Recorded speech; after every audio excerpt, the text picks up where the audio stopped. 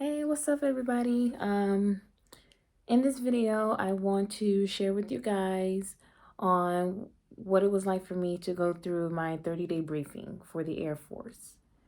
Now for my 30-day briefing, which is supposed to start, the first week of November, maybe like the second or third week in November, and then like the last week, almost the last week of November. But I had my 30-day briefing, which was on the 2nd, um, on the 16th, and on the 23rd of this month.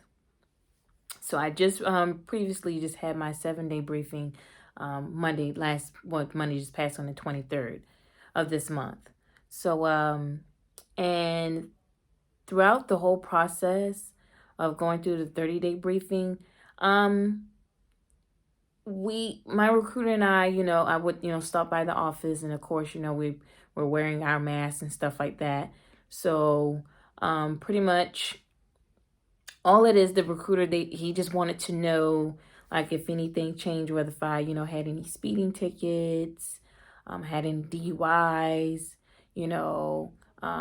did I get injured during my 30-day, process before I ship out, whether if, I ever, decided to get cold foot or anything through this whole process. So that's what kind of the 30-day process, the 30-day briefing was kind of for me. So once I got a kind of like did my second and third briefing of this month, it was just pretty much the same questions. Like I said, making sure, anything changed over the past, the previous briefing that I had. But other than that, everything went like a smooth sail breeze for me, the whole 30-day briefing.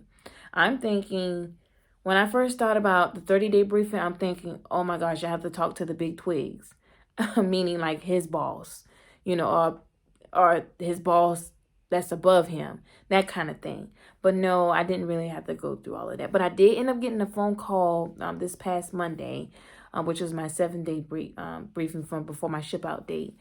I did got a phone call from his boss, my recruiter's boss, and he was just making sure I wasn't getting like cold foot or anything, or getting chicken, just getting chicken out, and just deciding to change my mind through the whole process, and telling me how everything is going to go at BMT and stuff like that. Making sure I have everything, packed in my bag or whatnot. Making sure I'm mentally, prepared and physically prepared for BMT and other stuff like that. If I had any other questions or any doubts about, before I go off to BMT. But other than that, it's just the same thing what my recruiter was asking me too, or whatnot.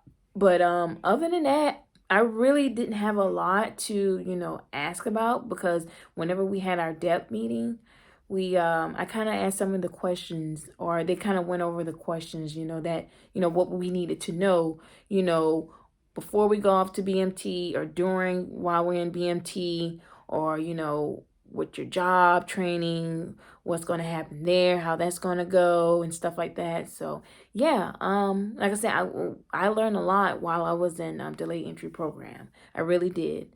So I'm very thankful that I grasped onto a lot, while I was in the DEP program, waiting for my job to be available to me at the time.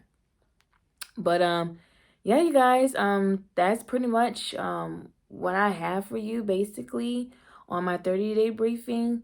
Like I said, I don't have any paperwork or whatever, so my recruiter, he had to get all that for me, like my high school diploma, my medical paperwork, all that stuff for me, he got for me, so that way he can keep it on file and everything. So making sure I won't have to leave anything out, like my college transcript, all that good information, he got from me. So that way I wouldn't have to kind of like be rushed or push and say, oh, I forgot it, or I ended up forgetting I left it at the house, because I want to make sure when it's time for me to ship out that I have everything, in his hand. So I wouldn't have to kind of come back to the house and start searching for stuff, especially when it's time for me to ship out. So yeah, but other than that, like I said, just to sum it up, my 30-day briefing with the Air Force recruiter, was not bad at all. We social distance ourselves, we had our mask on. But yeah, I mean, pretty much, I mean, everything went smooth. I mean, for me, for this whole process. So yeah, like I said, if you guys, if you thought this video was very helpful on, you know, what it's like, you know, to go through your briefing, because I'm quite sure every branch is about the same. You'll get a 30-day briefing with your recruiter, no matter if you're joining the Navy, Army, and the Marines, or Coast Guard, or National Guard. I mean, you're going to get your 30-day briefing with your recruiter. So, and then also, you know, his boss or her boss, you know, may end up contacting you like on the 7th day, you know, before you ship out or whatnot.